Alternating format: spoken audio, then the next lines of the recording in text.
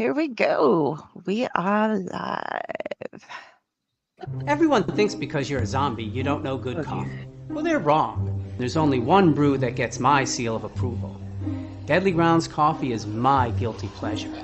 The aroma is so intoxicating. It brings all of my neighbors out of the woodwork. Deadly Grounds coffee. Coffee to die for and zombie approved. It's good to get a little deadly.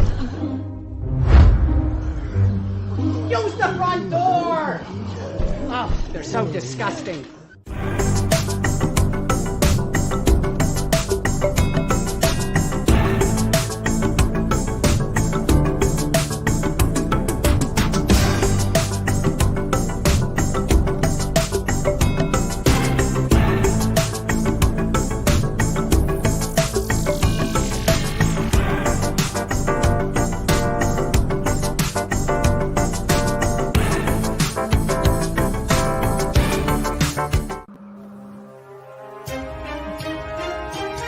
The Dorkening and all affiliated shows are not intended for anyone under the age of 18. The following may contain discussions or scenes that have adult situations, graphic violence, nudity, strong sexual content, and graphic language. This show is intended for mature audiences only. Viewer discretion is advised.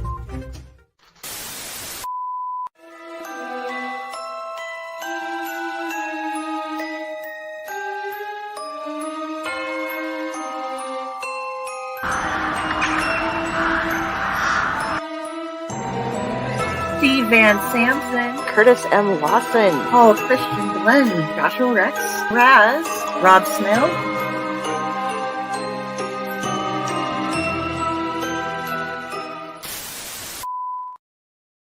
Hey everybody, thank Cthulhu. It is Sunday and welcome to another episode of the Clutch of Personalities. We have a special show going on tonight. It is a musical show, our first guest of musicians. And because of this, I am handing the hosting duties over to our fabulous UncleNecRo. So Hello. Ratatosker and I will say hello and let him get on with the show. Okay, well, greetings and salutations. I am your humble servant, UncleNecRo. Mostly you should know me from the Tomb of the Terrible and other weird things that I do. But as she mentioned, tonight is a very special night. I'm very, very excited to the point of the butterflies in my stomach are extremely large and possibly Mothra-sized. But tonight we have Klank and Pat, both from, normally I know them from the band Klank, but tonight they're here to talk about something a bit different. How you guys doing so far? Good. Today? Doing good. Thanks for having us. All right. Yes, thank you very much. Cool. So the special thing we're talking about is SynthPop LullaBye, and I'm going to read from the Bandcamp page, a little blurb. SynthPop LullaBye is the alter ego of Klank, Diolosa, and Pat Servedio from Klank. The San Jose, California duo steps, oh boy, I'm old, into uncharted territory with the self-titled EP, conjuring up sounds that will no doubt please fans of electronic rock outfits like Depeche Mode, Pet Shop Boys, OMD, New Order, and the likes. Get ready to hit the dance floor with these 5 dynamic songs that show a different side of the men behind Klank. So, after giving it a few listens, more than a few listens since it was released on Friday, I gotta say, as I said earlier, I am very pleased with the outcome of this EP. It is very different from what you normally would do with your past Klank releases, and so we're going to talk about that. First of all, when exactly did you guys conceive of the idea of doing a project like this? Sorry. That's the loaded question. I would probably say it was probably on Still Suffering tour in probably really? like 98 or 99. Wow. We used to bring on those tours, we used to bring recording gear. into hotels with us. And we would just sit there and write music, and we had non-Klank type music that would come out. And that's when we started, talking about, hey, we should put out this side project. And we had put out one song for a sampler under the band name 54, which is actually one song that's on this release, song called So Alive. It's been updated since then, but yeah, that was probably the first. What was that, around 99 2000 we put that out for like a fanzine sampler or something like that. So yeah, it's been in the works a long time. We don't work fast. We work at our own pace. Yeah. Oh, yeah. So, yeah. So, okay. Go ahead. Oh, I was going to say, you were new to me, and I listened to both the old stuff and the new stuff. And as I was saying before the show, it's perfect. It isn't one of those like, yeah, we're just going to try something new here and give it a kick. No, you guys, it's amazing.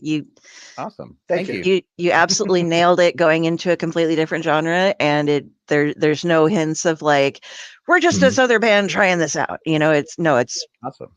It's great. Cool. Loved Awesome. it. I'm glad to hear. I think it really stems from our, like, both Klank and myself, our background, or what we listen to is just like Klank always says, it's like from ABBA to Slayer and everything in between. And and I think that shows through on this project.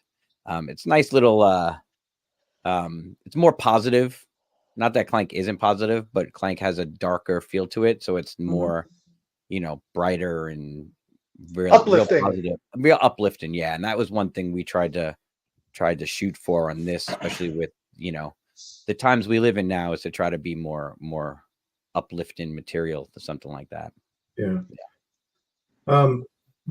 Interesting that this goes all the way back to the Still Suffering era, because that made me wonder, did you ever, like, when you were touring for that, like between that and all the other times you played as the band Klank, did you try to maybe, play some of that stuff maybe in its earlier forms just to see what the reaction itself would be? Or not we never played anything live. A lot of it always stemmed from Pat, because he does all the programming and sequencing and stuff. So it would be like, we talk about things or say, oh, I got a loop or an idea for something, but we never dabbled with that live during the Klank stuff, because it was still like in the formative thing. We didn't have full we had So Alive. We had this one other song which will come out on the next release whenever that's done. But we like Pat said, we kind of slow coming at it. We had stuff kind of cataloged for a while, and then we get together and say, oh, well, we did a bunch of Klank stuff, like, oh, let's focus on the SPL stuff, the SynthPop LullaBye stuff. So it was like, start talking about it. Hey, I got these loops, I got this part, I got this. And it's with him and I, because we've been working together for so many years, it's like, it's very fluid, it's very organic. So it's like, we'll just be sitting in his studio and he'll be like, what do you want to do? I don't know what you want to do. And he'll press a couple of buttons, a couple of strokes of the mouse, and next thing you know, something's playing, and then the hamster wheels in our head are spinning, and we're like, oh, let's, and that's usually how things kind of happen for us. And then usually he's got like a really cool loop and maybe like some analog synth lines or something, and that's formatively how the initial things kind of come together. Or other times he'll say, hey man, I got almost like a whole sketch here, and he'll like say, hey, I'm going to shoot you over this MP3. Okay, cool. And then I get it and I listen to it, and as soon as I hear it, it's like, as I'm hearing it for the first time, the little light bulbs going on my head, because I'm thinking, oh, there's a great melody he already has built in, and we can, build on that and this and that. So it's a pretty cool process, but we had never taken that live. We still haven't done anything live with it yet. Maybe at some point we will, but it's just kind of cool to get to the point where, like, that's, here it is, 2024. Yay, we finally put out our first release after like 25 years. It's like fine wine, can't release it before it's time. And we've been talking seriously about releasing it the last, handful of years, but then, Klank always takes precedent, which it should. And, then we got a couple of other musical like documentary scores to do, so it always got pushed back.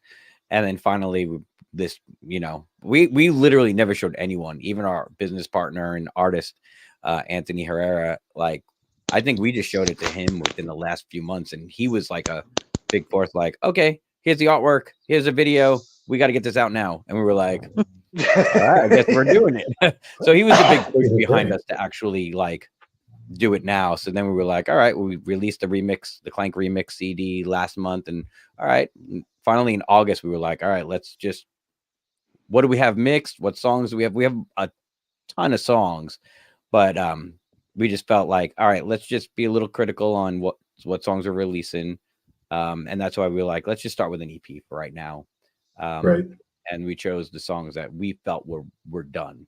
Other ones, we're always reworking stuff, things like that. So so it was a real big push from Anthony recently to actually have artwork and stuff like that and a video done. So it's it's not pressure, but it's Anthony will just be like, oh, this is your songs. Do you have any idea what your order is going to be and stuff like that? No. And then he goes, well, check it out. Here you go. It's all right here. Now when are you going to get done with it? And it's like, oh, okay, time to crap or get off the pot, so to speak. So it's like, now we're like, okay, so now we're gonna tunnel vision. We're gonna work on this and get this done. And literally it was like, we just finished up with the masters and everything of this. And literally the following week, like I was telling you, I go over Pat's on Fridays, and then it was like we had already jumped into brand new Klank material. So it was like, lighting the candle at both ends. Got to go with the creative flow whenever it comes. Right. Well, I do know that I have so many questions that have kind of popped in my head as you were explaining this. The first and foremost is, I guess it's not really much of a stretch to go from the sound of Klank to the sound of the SynthPop LullaBye, because listening to the EP, it's a different thing entirely, but it's much, much more than just Klank without the guitars, because, a lot of work has gone into crafting the music behind it. I was going to mention something about metalheads generally embracing a lot of like the synth pop and the more, the lighter electronic stuff from like the 80s and such. We have one of my favorites is especially as far as new artists go is Poppy, and a lot of the metal community is seem to embrace her completely. And I know Ryan Clark from Demon Hunter has that Knives side process. Side process? What the? Okay. Wow, I need caffeine. The side project, which was very much similar to like the synth pop dark wave Depeche Mode kind of stuff from the 80s. Even Chino from the Deftones has his like full electronic synth poppy-ish. That's absolutely fantastic. What's his thing called again? Is it Crosses or something? Crosses, yeah. Crosses. Okay. That new album is just, oh my god, so flipping good. I can't stop. And I am known since junior high as the metalhead guy, the Hessian, but I also am a big fanatic of Duran Duran. I just learned that last year they actually issued made a gothic kind of dance album, and nobody told me. I was a bit upset because I was late in the game. So I was jamming to that a lot in the past few days. But what exactly do you know what the response has been to the SynthPop LullaBye release from like your normal fan base? The good thing is we've, through the gift of social media, we've seen people like with their comments and stuff. We've gotten text messages, private messages, and the people that have been sharing it, they're like, man, this is so good. I love the fact that, which for us, because we're so, people, like I said, they see you in a box. They go, oh, you're just a heavy band. So we wanted to showcase different stuff. My, vocals and stuff, there's no aggression in the vocals. It's just sweet melodies. And I try to, Pat's a great producer with this, because I'll come to him and say, I got some ideas, and okay, well, try putting a couple of layers. Let's double it. Do you have any ideas in mind? We'll go with harmonies and stuff. So it's the fact that people are responding to it so well, and they've just been like, man, like, I can't turn this off. I've had this on repeat since Friday, and it's like every time I listen to it, I'm picking up more and more little subtle nuances, especially like when they listen with headphones and stuff, because that's when you really hear the joy of Pat's wizardry. When you hear stuff goes, there's stuff that swirls around in a 360 and things go back and forth, and it's just an audio rabbit hole that you get kind of sucked into. And we've been really happy. I've been sending Pat screenshots back, in our text chat with Anthony, screenshots. Hey, check out what this guy said. Check out what this guy said. When the video first came out, I sent it to Doug Pinnick from King's X. I texted it to him, and he was like, dude, this is friggin' awesome. And it was like, he's a good friend of ours for so many years, but we still have that, you try not to fanboy, but you're like, this is rock and roll royalty. And if he says you're doing something right, then that means that's, pretty nice bit of smoke up our butts. You know what I'm saying? In a good way, So it was like, hey, Doug liked it. Now all these other people have been really vibing on it. So today, even today, like, I got a couple of text messages, and I was like, man, it kind of feels good because you do it for you, because you want to create something the way you and your buddy create. And it's not that it's for anybody else, but same thing with Klank. You always tell yourself, well, I'm conscientious of the audience, and we know what people like. But at the end of the day, you got to be happy, and you got to be the one who you're doing this all for 100%. And then you say, if somebody else likes it, great. If they don't like it, not so great, but whatever. We still had fun making it, and we like it. But so the fact that people have been digging it, and it's been getting a good response, is actually, it's good for us, because it makes us feel good, and validifies the countless hours for 25 years we've been putting into this one. Right. So, I noticed this morning, as I was driving in to another town, the sun was rising. It was just coming up over the horizon, where the sun was just this red ball of, hey, I'm the sun, I'm coming up.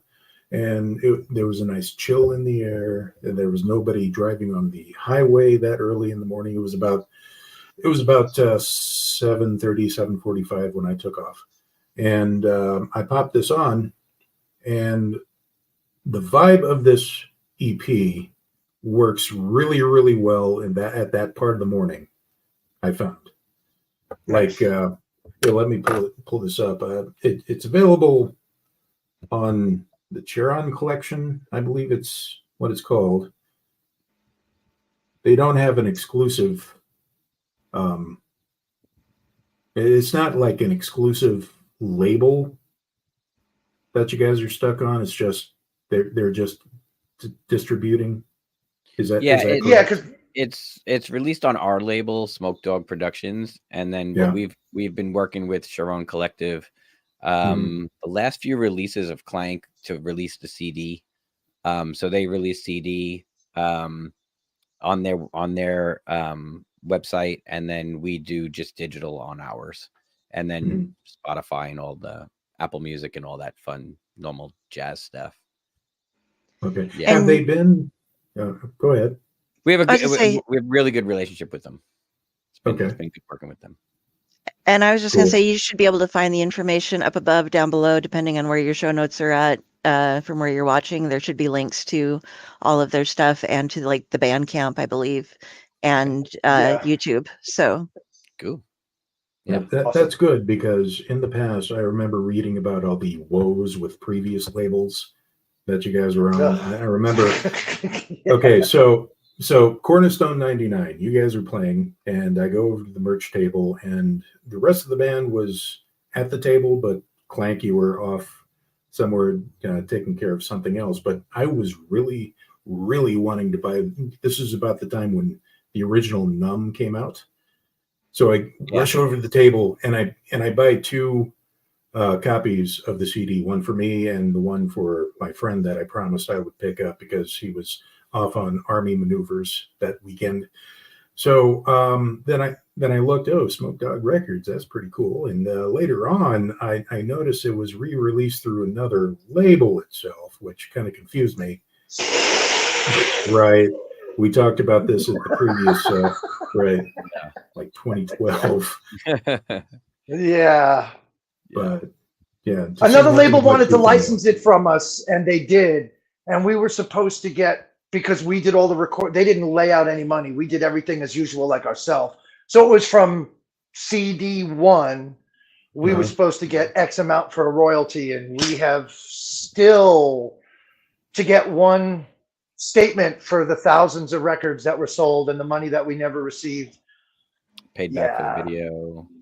Yeah, we did the video. Publishing for the UFC DVD we were on. Our video was on. Yeah. Rest assured. Yeah. Mine was the original pressing. Yeah. That's awesome. I don't even think I maybe have one of those left somewhere. A couple maybe. I have one also. The jewel case looks like someone did an 8-ball off of it. It's just all beat up and cracked, but it's in my storage. I do have it. It wasn't me that did the 8-ball, by the way. I'm just saying. It just looks like typical 90s, like it was in a road case somewhere in somebody's car getting bounced around. Okay. Now I realize this is kind of like shifting away from my original intent here, but is that why you did the Numb Reborn version, or was there a different? That's exactly why.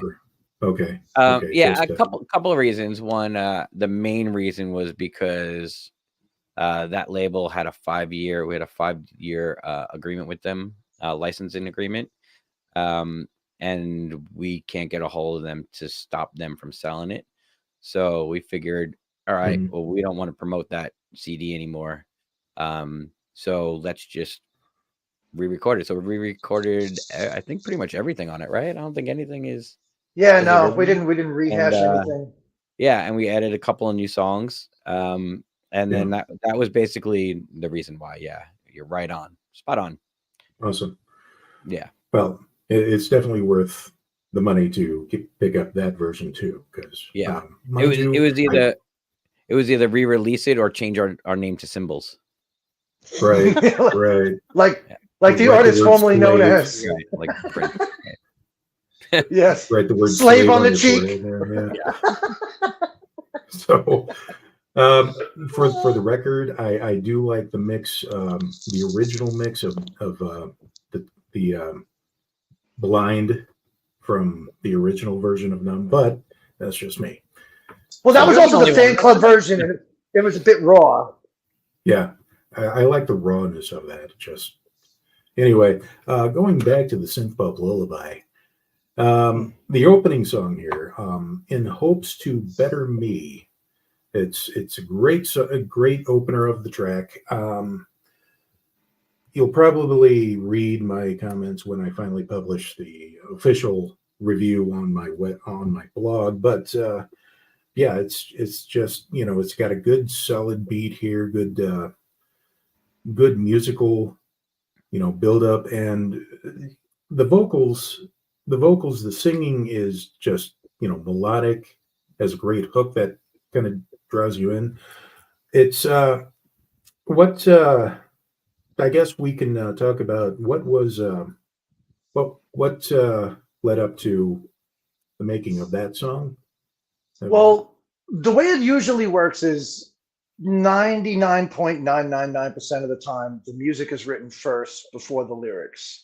Like even if like I said earlier, in the formula of steps, if Pat sends me something, the hamster wheel in my head might be spinning and I'm getting ideas, but usually by the end of the day, the track, essentially the skeletal core of it is set up, and then it's okay.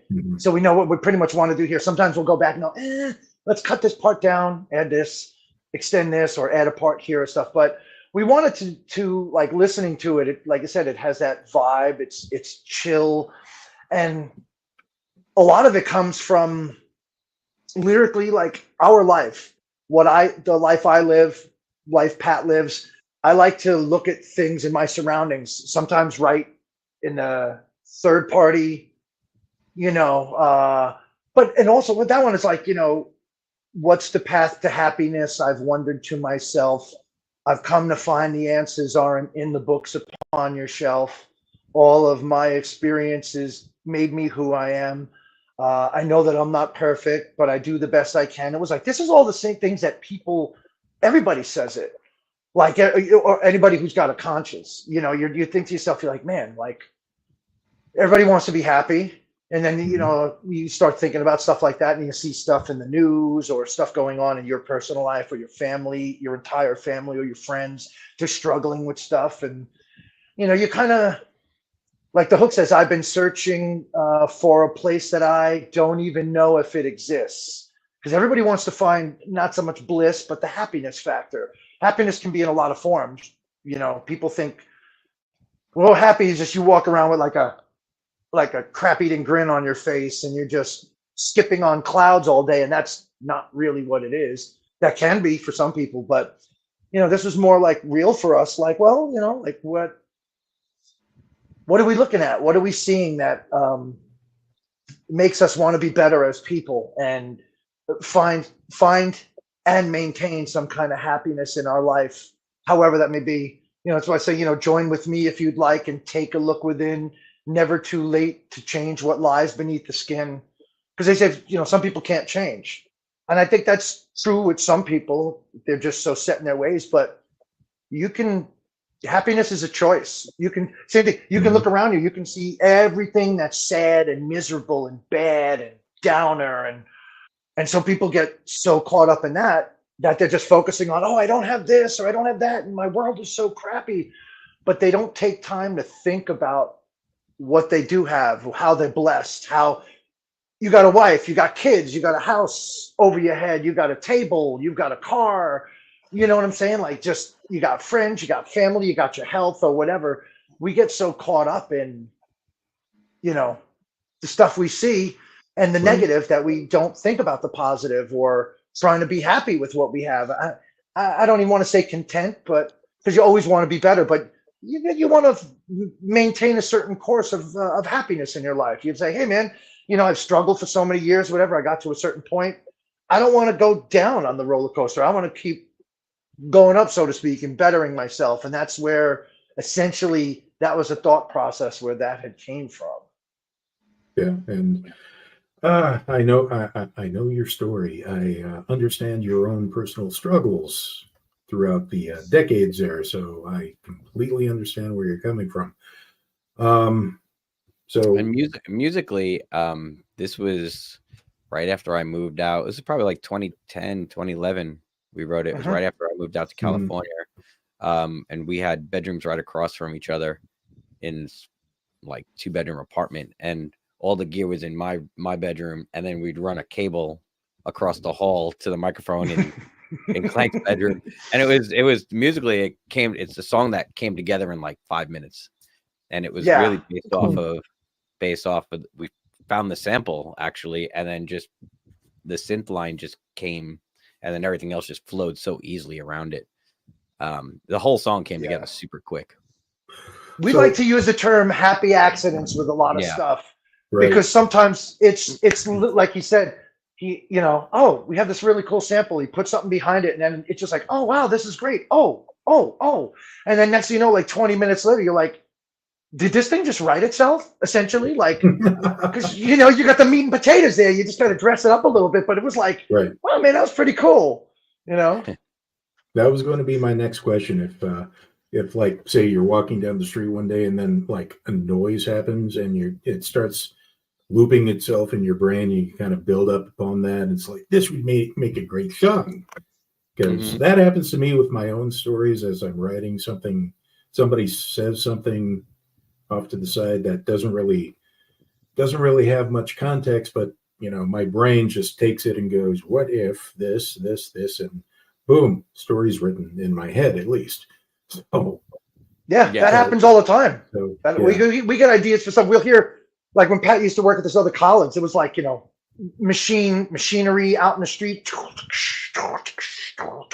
making all this noise, and Yeah. you know, and just driving around, we'd be like, you sit there and you're like, oh, I don't know if you can hear this. You try to do a voice note or video. Don't pay attention to the video. Just listen to the sound. Listen to the sample. Mhm. And it's like, and then we try to expand on it, clean it up, or recreate it. And it's weird. A lot of times too, like, you know, that was built around one sample. Sometimes we'll hear something like in a movie or somebody will say something and I'll be like, oh, I'm so glad I just happened to get that, what they said it. And it was like, you know, then play with it, manipulate it, pitch it down, you know, Pat works his magic on it. And then next thing you know, there's loops and synths and 808s and hi-hats and all kinds of stuff around it. Like all from somebody Right. talking. And it's funny too, because we talk about it all the time, because we'll go into like months of like you just have no creativity whatsoever. And it's usually like both of us at the same time. Like we just have which is no odd. creativity. You get into the studio and you're just like nothing comes out. And all of a sudden you hear a sound somewhere and you're like, the flow just starts happening. Like it's pretty wild how the brain works. Cool. Yeah. Cool. So you get some Foley noises in there every now and then. Yeah. So what? Foley sounds, just like Honestly, you'd really be surprised what it literally, it could be anything, you know. And like I said, we just came off of several months of not being in a place. It was like, dude, I said, I feel kind of guilty. I'm like, I feel like we should be doing something, but I fire up the computer, I sit with the guitar or something, and I'm like, I'm not happy with this. You know, I'm like, I mean, we're also extremely critical of everything we do. You know, people go, oh, this is great. And you're like, yeah, we thought it sucked when we first did it. You know, that's why it changed 67, 35, 122 times before it is what you hear it. And sometimes even after that, that's part of the curse too, is it's like changing, you know, you write a story. Afterwards, you're like, oh, I've had this out for a while. I probably could have changed this. It's like I don't want to say you're never satisfied, but the creative wheel is always spinning in your head, you know, hey, we did this 32 years ago. You know, we could have added a part here, could have did this, but it's like, you know. Right. I do my best editing after I publish it. So yeah. That's us. Once it's mastered, we're like, oh. That's when the remix album comes out. So right. Yeah. Right. So, Or you re-record the album 3 times. right. Moving on to Please Don't Tell Me. So that's pretty much like a relationship song. It's kind of like it's weird too with that one, because it, like, musically that came up first, the keyboard line, the you know, Pat was like, he had this idea. It started with that, and then it doot, doot, doot, doot, and then the little drums and stuff behind it, and then it was like, oh man. And the way it usually works for me is, you can't say, hey, Klank, can you write a song about world peace or hunger or something like that? Like I can't normally pick a subject and write from it. It's weird. I have to just kind of see what pops out when I'm listening to a melody. And that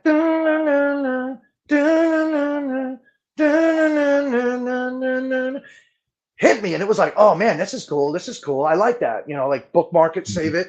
Didn't know what I wanted to say, but then first was like, then out of nowhere, it was like, oh, please don't tell me, please don't tell me that it's over now. It's kind of weird too, especially myself after now going through a divorce, but this wasn't based on that at the time.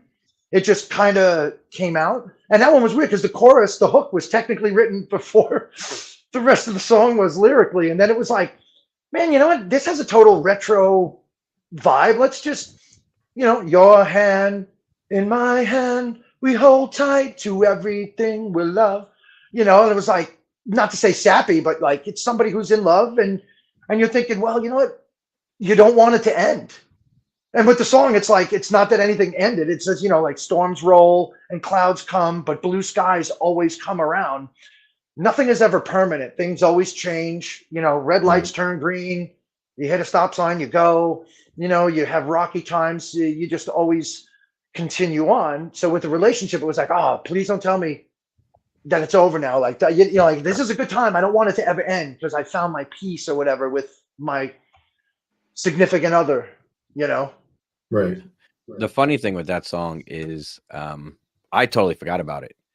And then like we did it before Klank moved to Texas, and he had everything done. He kept Right. And then all of a sudden, every time we talked about SPL stuff, he was like, "Oh, what about Please Don't Tell Me?" And I'm like, "What song is that?" I have no idea. What? Remember, most of the stuff, we do it with Klank a lot of times too, like because I always send like anytime we come up with any ideas or we work on something, we send it to him, and he's really good with stockpiling things.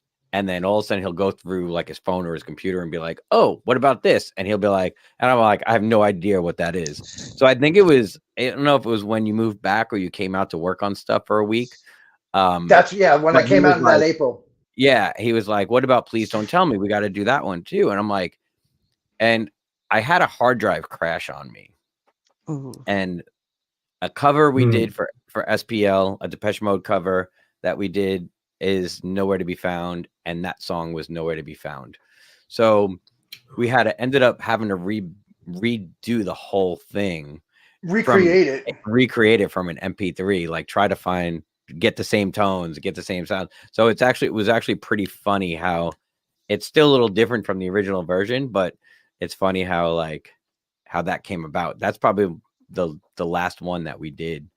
But yeah, it's a fun little story on that one. Do you remember which song you were covering?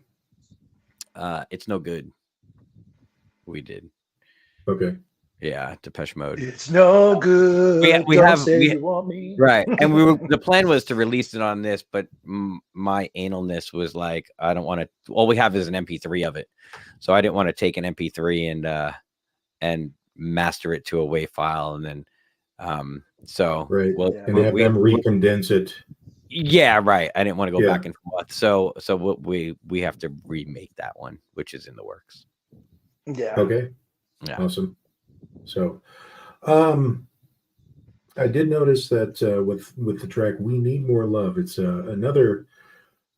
See, what a lot of people don't seem to realize, if you've only listened to Still Suffering, there are other Klank albums out there, and there's a lot of songs that hit the interpersonal, cry of, it's not just your usual angsty aggro band. There's a lot of positivity in a lot of the lyrics of Klank songs.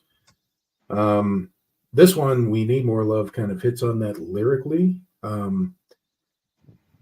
And I guess I should bring up that as far as the EP goes, as far as the music, normally when I hear the designation synth pop, I think of whipped cream, a big tub of whipped cream, just fluffy, sweet, and yet empty calories, and the word synth pop written in that Cool Whip font on the front or something.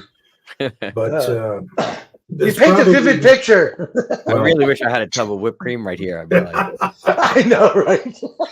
Well, I tend to do that, but that's probably because a lot of the synth pop that I was exposed to in the 80s and the 90s was on Top 40 radio, and they tend to play the stuff that formulaic. They know that people are going to listen to it.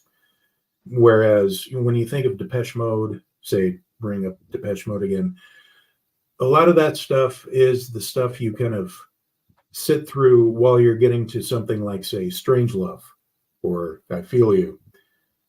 And that, the better stuff, because this EP, all the tracks are unique, different flavors as far as the music and music goes. But the "We Need More Love" is that. My brain just quit. I guess I was going to ask what was the sausage making behind that particular song? Lyrically, it's kind of like my take on "People Are People" from Depeche Mode, only because, he says, "I can't understand what makes a man hate another man," like they say that, and it was like, this was also like, this is that time where I had also started going back to church and kind of had refound my faith, and I was trying to change the lens that I was seeing the world in, because I'm so used to, everybody has your blinders on. I was just seeing things, and it was like, man, we're all the same. We are literally all the same inside. We're just different outside in appearances. And I think with that one, I don't know if Pat remembers in more detail, but that one, I think you had all the music essentially written for, I think minus maybe one keyboard line or something. And because, that one has a, it's very instant kind of head bobby. And I was just like, man, I was sitting around listening to it, and it was like, as I look at this world, it brings tears to my eyes. I see brother fighting brother. I can't understand why. Though we differ in appearance, we're the same down inside. So tell me, why must we fight? We need more love, love, love in this place.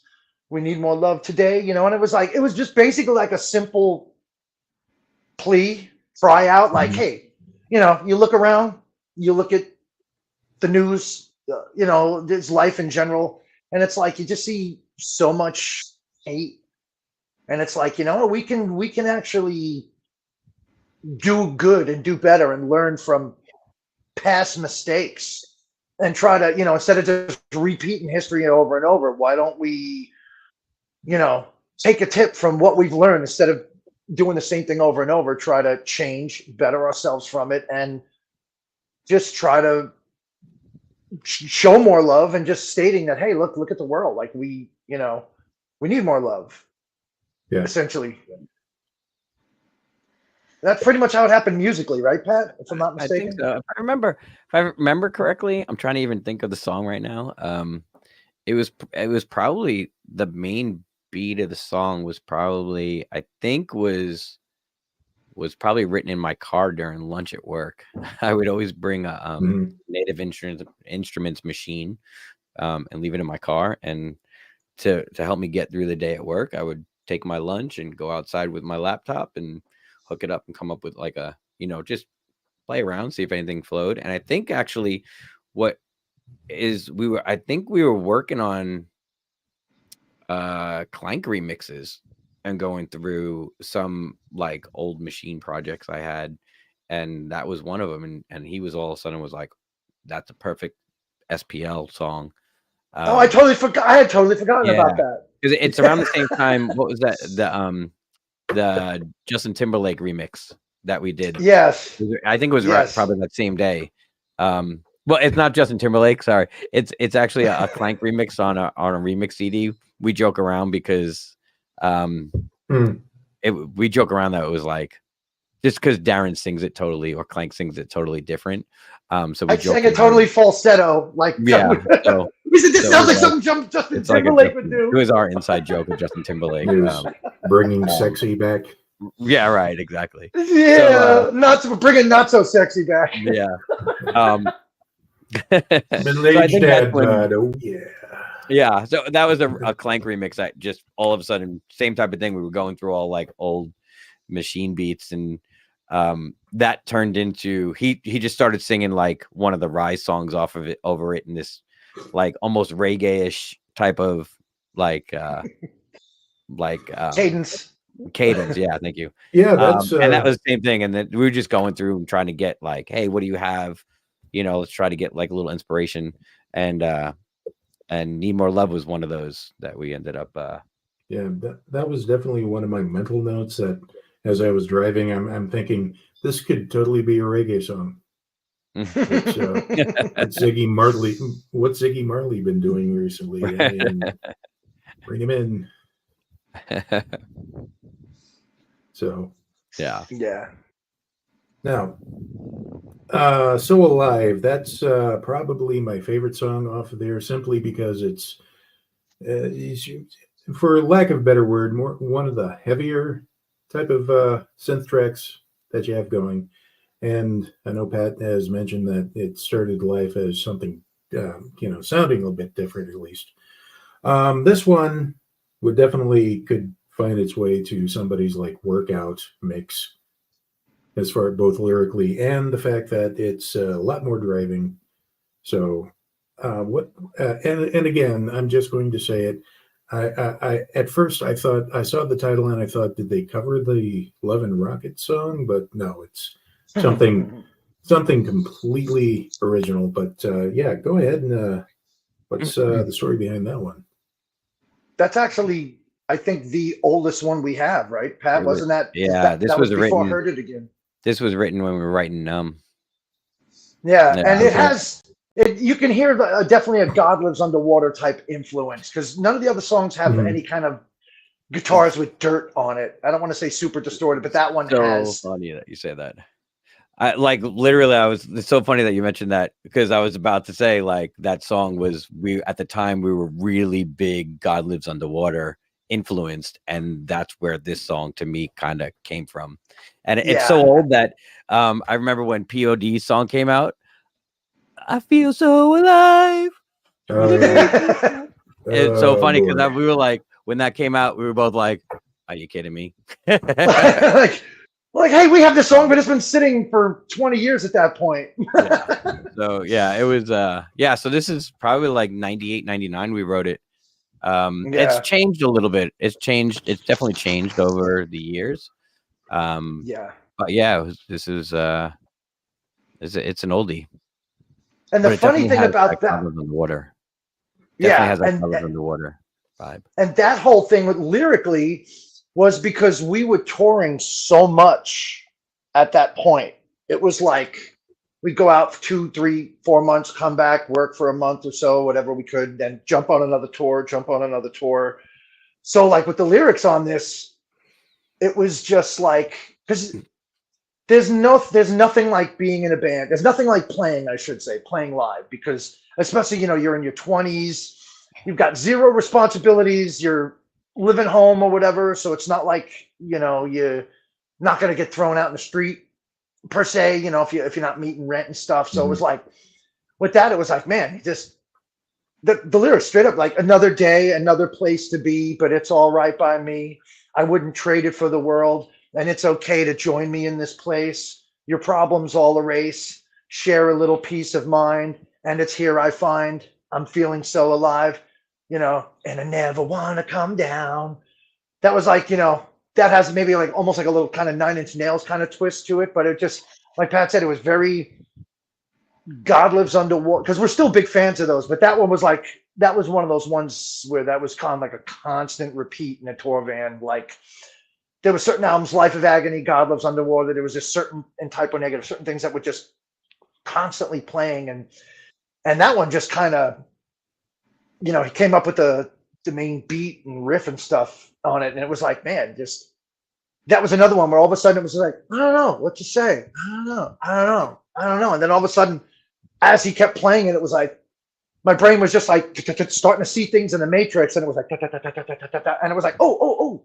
Start jotting it down, and it was like, oh, Pat, I think I got something. And then it was like, throw some scratch vocal down. Hey, let's build on that from here. Oh, cool. Let's do this. And then it was like, hey, we have that breakdown in the middle. Let's throw like a breathy part, It all seems so surreal, the way it makes me feel, like, and just talking about like the lights on stage and just the euphoric bliss. It's like being high. Yeah. It literally is, because anybody who does any kind of creative arts, it doesn't have to be music. It could be writing stories like you, graphic arts, poetry, whatever. It's like you get this buzz, this high, this endorphin release, especially when it's something that's really hitting. Like for Pat and I, especially, like we'll listen to something and we'll be like, okay, throw a scratch vocal or double up or something, and then we'll listen to the end, and then he'll like roll around in his chair and look at me, and we'll both go like this, and we're like, dude, the hair on the arms is like a porcupine, and you're just like, like this is it, see, it's doing it right now. It's like you just feel it, and you're like, it just feels real, it feels right, and that's when you've got something to us that's gold and it's going to work and whatever. And it was basically just trying to encompass that feeling, even though it doesn't say touring or whatever. It's that's initially what it was, and the thought process behind it, and then the song kind of took on its own thing. Like Pat said, it's changed a little bit over the years, but right, it's funny because I was out running errands yesterday, and usually we listen to songs like we're going to mix and master. We listen to the crap out of them over and over and over on different stereos just to see how does it sound on Bluetooth? How does it sound in here? How does it sound in the car? How does it sound in the kitchen? How does it sound in the studio? You know, you really got to get a good vibe on it. And I was texting yesterday. I said, man, I'm out running errands. And I'm like, I'm smiling like a little kid on Christmas morning because I'm like, I'm really, you know, I was so happy with everything and just how the way everything, you know, finalized and how it came out, like, especially since the song's humble beginning bound in 1988, you know, 1998, sorry. Yeah. 98, yeah. Yeah, Del, you had... no, you mentioned that one had the Nine Inch Nails feel to it, and I'd kind of started getting that, but then as you were saying before, the whole album, I gotta say, like, when it comes to things like the genre titles, I don't know jack about. There was like, back in my day, I knew the terms techno and industrial, and that was Exactly. all I knew. I didn't know what synth pop was, you know, but I got that kind of Nine Inch Nails feel to it. But like you're saying, it's the album though, because Jesus Christ, does Trent Reznor have the most horrible life in the world? Everything is depressing. Like, you want to listen to something backwards and get happy if you did that, you know? Just, what's going on? But you definitely have a lot more positive. I mean, you aren't quite Bass Hunter level, like, boom, boom, boom, boom, boom, you know, like, everything's great. I can walk on water. I can fly. You know, you don't have girls in little shorts dancing, but just us. Yeah. I mean, you know, we get just little shorts dancing on the stage. But no, I love that. I got that feel, but it didn't go into the like, okay, now where's that razor? I lost it. You know, exactly. Wow. So last track on the EP, Deep Blue Sea. Was there? Pat, do you remember musically? I pretty much had the main part that I don't remember. I just remember recording the vocals. Like, it was funny. So when I moved into, me and my wife, before we got married, moved into a condo, like second floor condo, and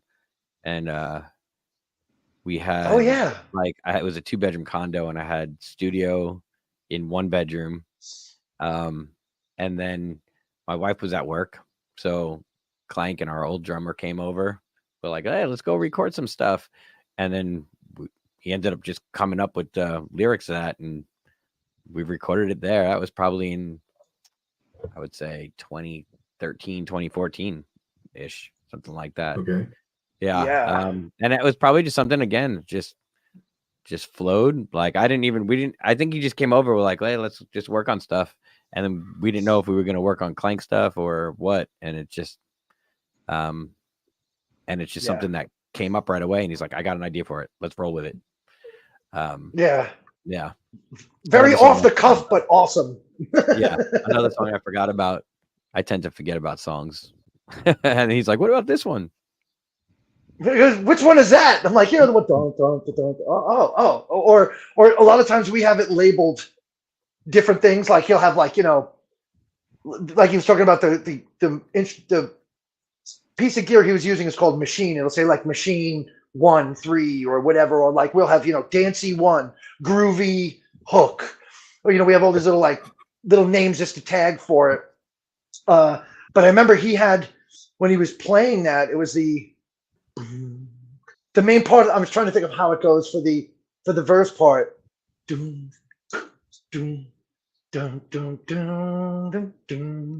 I was just like, oh wow. I was just sitting there like, gee, what to say? And then all of a sudden, and that was lyrically, the crazy part about it is, in my mind, this was written, and Pat, I don't know if you remember, like,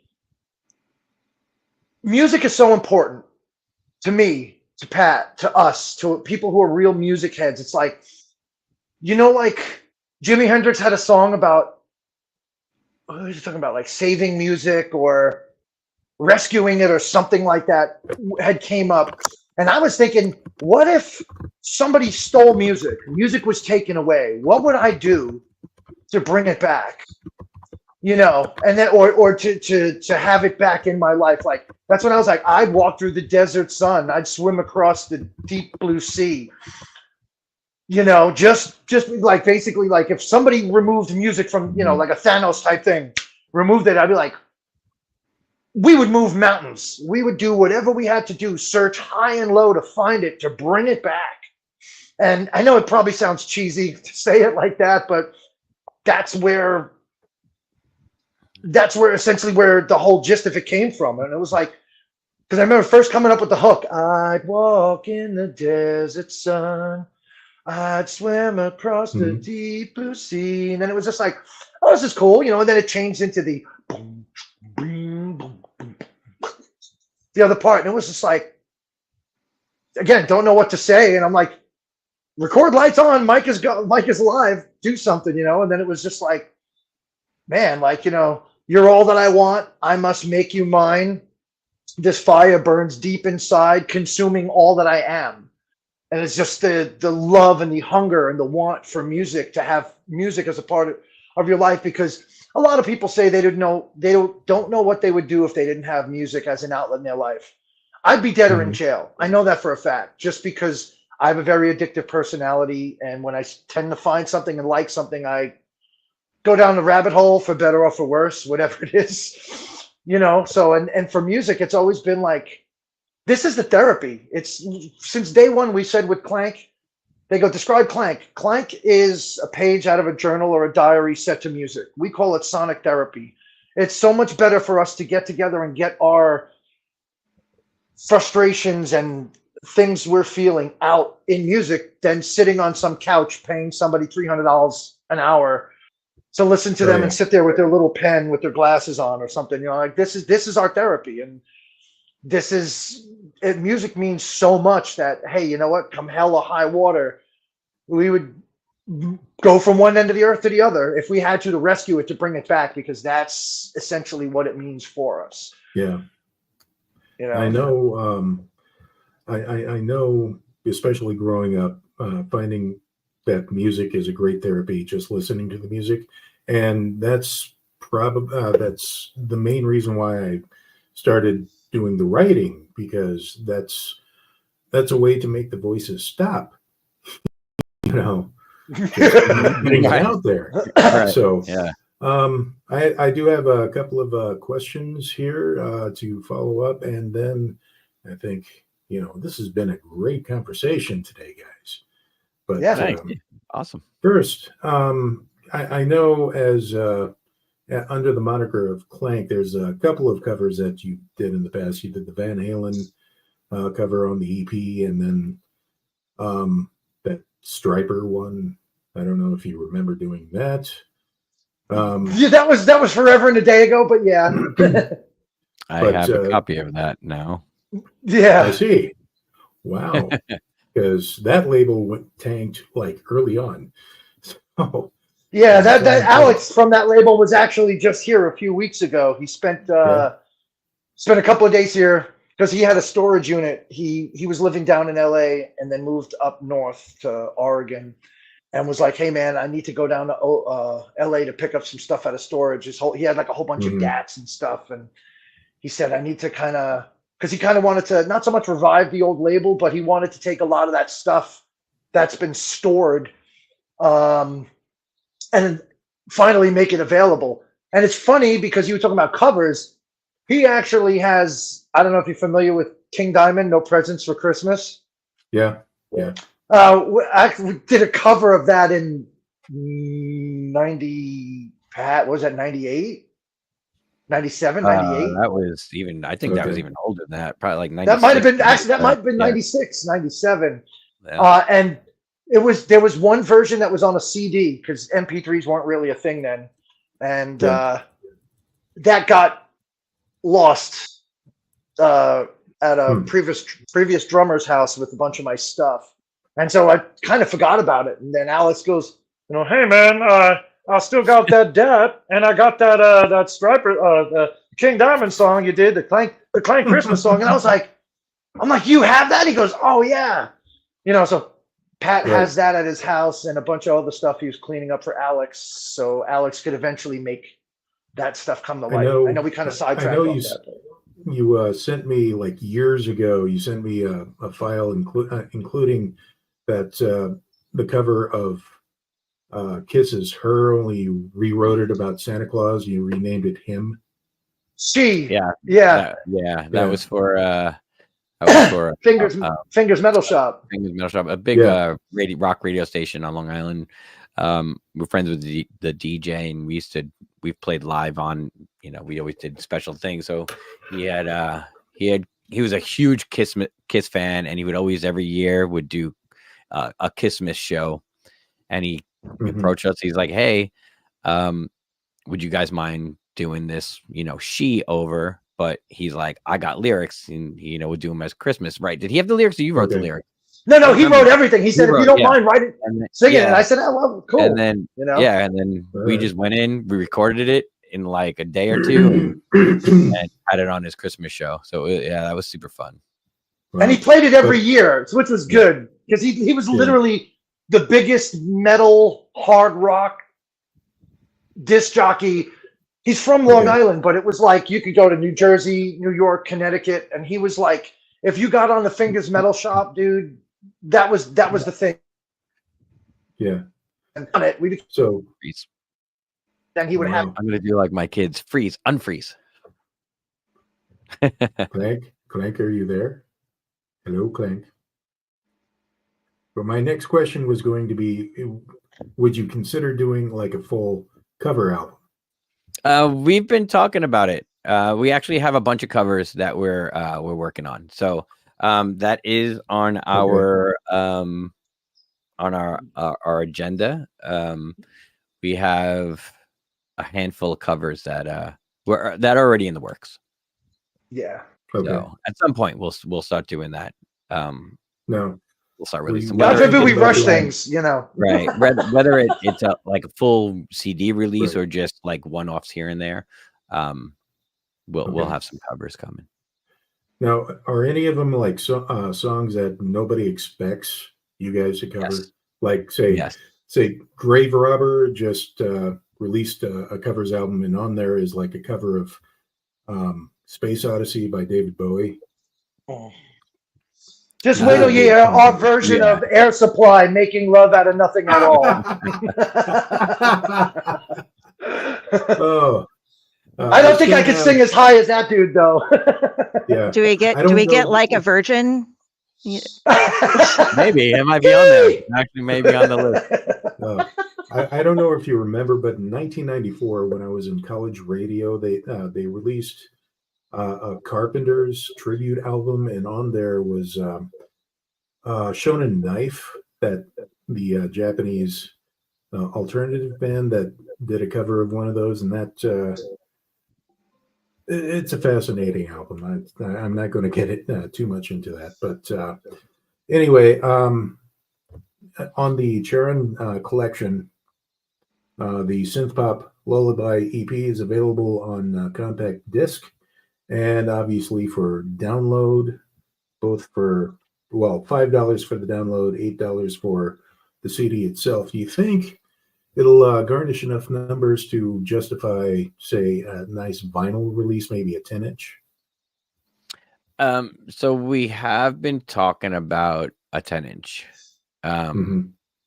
but we have to see how it goes. Like, if it would be financially worth it, if there would be enough want for it, I guess. So we've been talking about it with in our group chat because we want it. So we're working on like having everything ready to do a vinyl, but it would have to be like financially feasible. Like if there's a want for it, then we'll do it. We'll do a short one. Have you thought about crowdfunding at all? I know we're going through in one of the books, or one of the book series that I'm in, and re-releasing the book with now like hardcover color illustrations and all this stuff, and really upraising it because the book sold pretty decently. But then it was like, okay, now we're going to make a better version of it. You could do like give people the Kickstarter or whatever crowdfunding type of platform, a chance to promote and get the vinyl ordered, and that could pay for the cost for that if it gets fulfilled, and give away things for the little tiers and stuff, like a song or MP3 of the album or something as part of the tier. Just suggest. I'm sorry. I'm a Yeah, Kickstarter we fanatic, haven't discussed that aspect, but Okay. Might be a way to go. Yeah. Just a suggestion. I've Yeah. just been through a lot of those lately. So Yeah. Because I remember the campaign you guys did to try to get Between Unholy and Divine on the vinyl release. But yeah, see, that was basically what we did was we just set up pre-orders a year in advance because also thanks to COVID and the shutdowns, all the pressing plants were a minimum a year out. And we were like, that's crazy. Because then like, dude, we all work. Everybody works a job. We bust our butts. So it was like, okay, what if we set up a couple of different packages and then pre-order? Because we knew, okay, if by the time we had Anthony had artwork laid out and we did everything, and then Pat had because everything has to be mastered specifically for vinyl. It was like, okay, if we shoot to have everything done by this day, they had already checked into the vinyl company and they said, okay, well, you're looking at, let's say, I think it was like a month. It was like 13 months or something like that. We're like, okay, well, we could start taking pre-orders at this point. And the whole thing was just, to try to have less come out of our pockets personally, individually, to make it happen. Because we stopped trying to, how do I say it? The illusion of, we're just going to be in a band and we're going to get rich and all that, that died years ago. We do this because it's fun, because we want to. We don't have any, we're happy with what we do. Obviously, if it's sold insane, we would love that. We'd love to not have to work or not have to work as much, but if that ever happens, it happened. But we figured, if we do it this way, we had, like the mega set, which had test pressings, which had volume, Between Unholy and Divine, Volume 1, Volume 2. We had, I think, 1 or 2 of those. We had a couple of different tier type things. So it was almost like kickstarting, but the pre-order wise, because my biggest thing too would be, I think I'd feel a lot like crap if we said, okay, we're going to, shoot for this goal. And then if we didn't reach it, like even if it was something petty, like let's say $5,000 or something, if we weren't able to fund it and then we had to turn people, give them their money back, I'd be like, oh man, we suck. I suck. Just the mental aspect, because I always hate when you see somebody whose campaign comes so close and they don't achieve it. And then it's like, well, if they didn't reach that mark, they couldn't do it the way they really wanted it. They don't want to downgrade it. You don't want to, you don't want to serve steakum. I want to serve ribeye. You know what I'm saying? I want to put the good thing out there. And it's like, you don't want to ghetto out and chintz out, And with Volume 1 and Volume 2 vinyls, they were already paid for, and the process of getting them printed up was already started before we started pre-orders for both of those. But I'll just second what Klank said.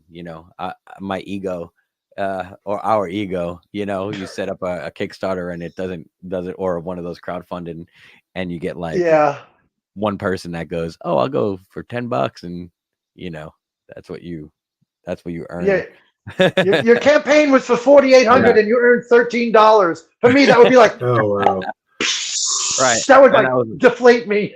And that was my mother. Well.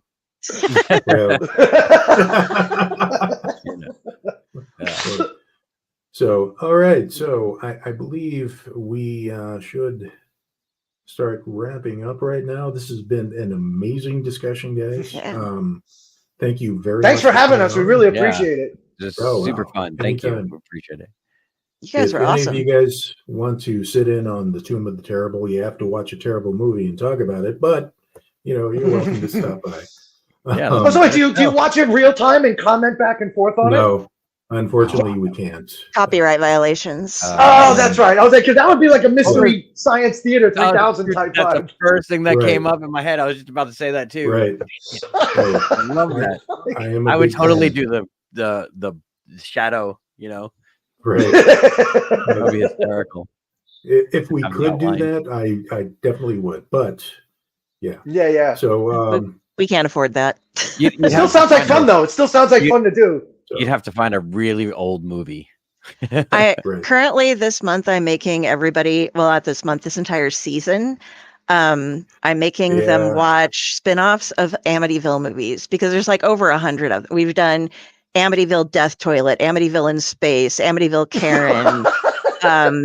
Wait, these are actual movies? Oh yeah. Actual movies. Go. Oh, they're horrible. It's amazing. Except for that one. Which one? The one that wasn't horrible. I forget the name of it, but it was you and Jenny. Oh, I can't remember. Watching. Yeah, see, I can't. Yeah, of course we would forget the one that isn't terrible. But yeah. Oh, I can find it. We had. Hold on, we've done Amityville in Space, the last Amityville movie. That was the one that wasn't terrible. Then there was Amityville Death Toilet, Amityville Exorcism, Amityville Clown House, and Amityville Karen. And tomorrow we are reviewing the Amityville Moon, which actually has nothing to do with Amityville whatsoever. It's a werewolf movie that just happens to have that in the title.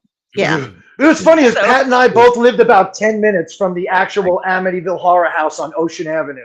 Yeah, really? On Long Island. I grew up the next town over. Yeah. And I used to mow when I worked with the landscaper from church right out of high school. I used to, if you were standing looking at the Amityville house, I used to mow the house right next door to the left.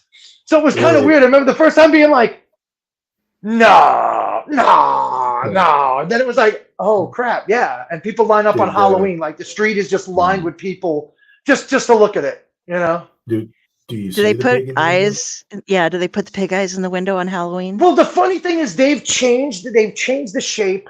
They've tried to make it not look as much like it, like square windows and stuff, but it is what, you know, it's folklore, especially on Long Island. It's like growing up, you got an Iron Maiden CD and you knew where the Amityville Horror House on Ocean Avenue was. It was like certain things everybody knew. You just like you were born into knowing it. Mm-hmm. Right. Del, do you have access to that Get Out sound clip? We can show them. Oh, yeah. This is one of my friends from New York has recorded these for us. This is how we start the Amityville shows with Get out. Like, seriously, get out. Like right now. And then we end it with You're still here. But I said get out. What the hell? I wasn't able to hear any audio of it. No, I wasn't either. Go home. No. Get out of here. It didn't come through. Sorry. That's weird. Sequel. I don't want that. I was listening intently. It's our friend Drew who is on my splash pages with me, and he was always telling people to get out. So since the house has like the get out thing, it's just him telling people to get out. Yeah, what are you doing here? Well, I keep him around on a pillow so that when he's not around to tell people to get out, I can have him. He's still there. Yes, then the show just implodes on itself. My emotional support, Drew pillow. I was going to say, live vicariously through the pillow.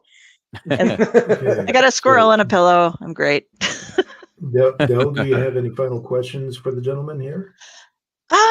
No, I was going to go into some of the video things and stuff, but that would get very extended, I think, once we started going into that. And I think you covered everything pretty well with wrapping things up and keeping it right here. So okay, all right. So go ahead.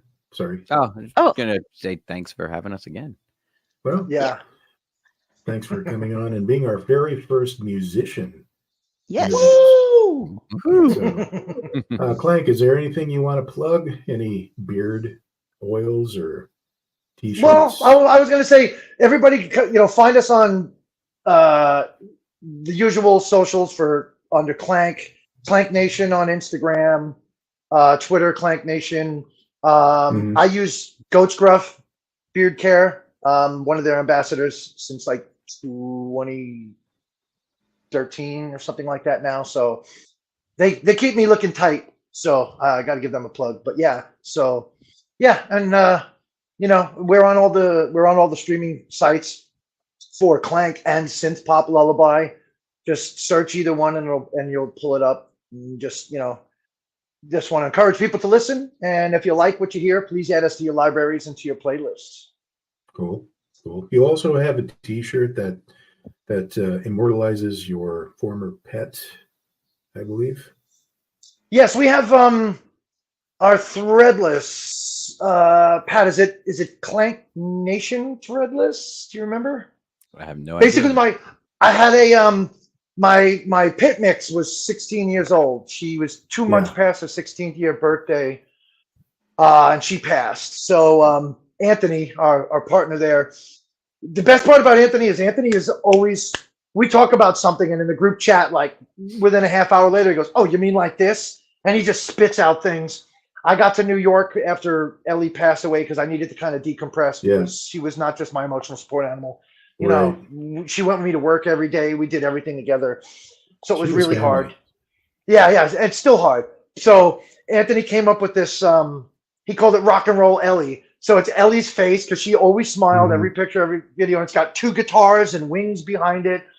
And it was just really cool because I was basically the first day in New York when he talked about it. And then when we went live with the shirt design, I was like the first one to order it and I had it sent. And I was so I'm going to cry holding this shirt right now. But yeah, so we got all our designs on the thread.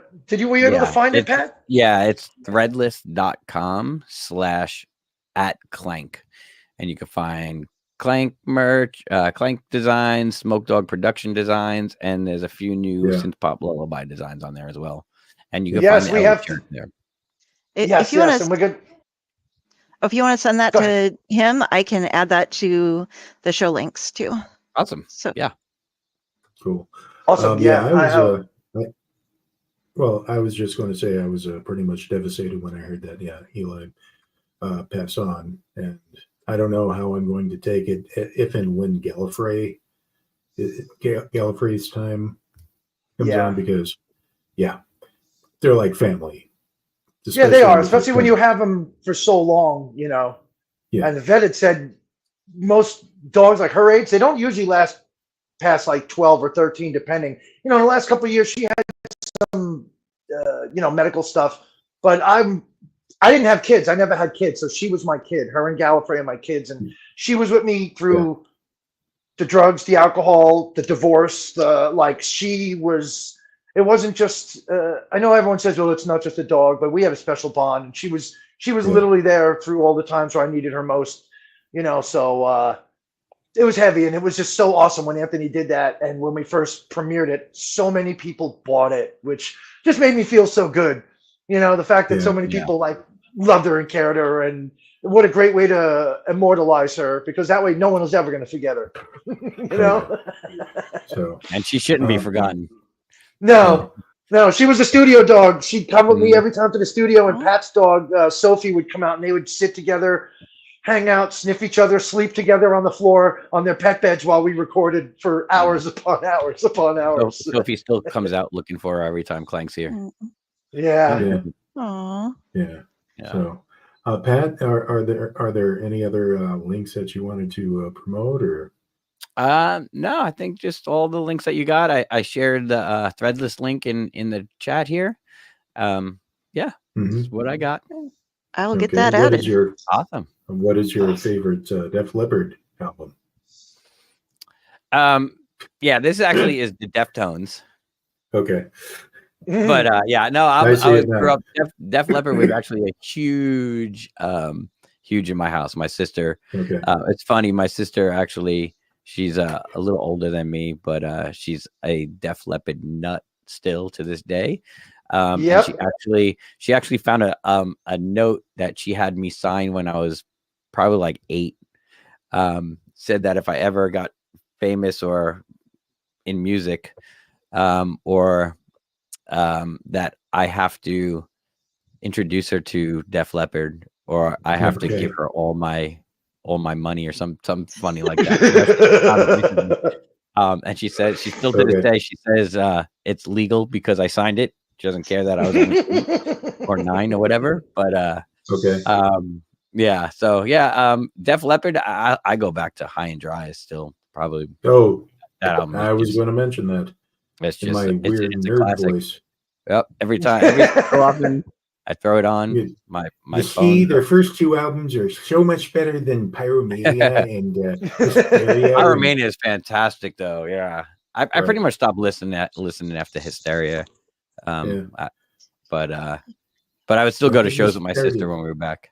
Yeah, it was cool. We actually got to do. My sister's such a Def Leppard freak that we actually got to do. I was always her partner going to Def Leppard concerts and doing other things, and we would always do like meet and greets with the drummer Rick Allen is in him and his wife or fiance, I don't know if they're married. They do energy medicine courses, and drum circles and stuff like that. So I actually got to meet him and hang out with him a few times. We did a 2-day energy medicine course with him and his wife. Such a cool, down to earth dude, man. Super cool. Yeah. So I got to meet them.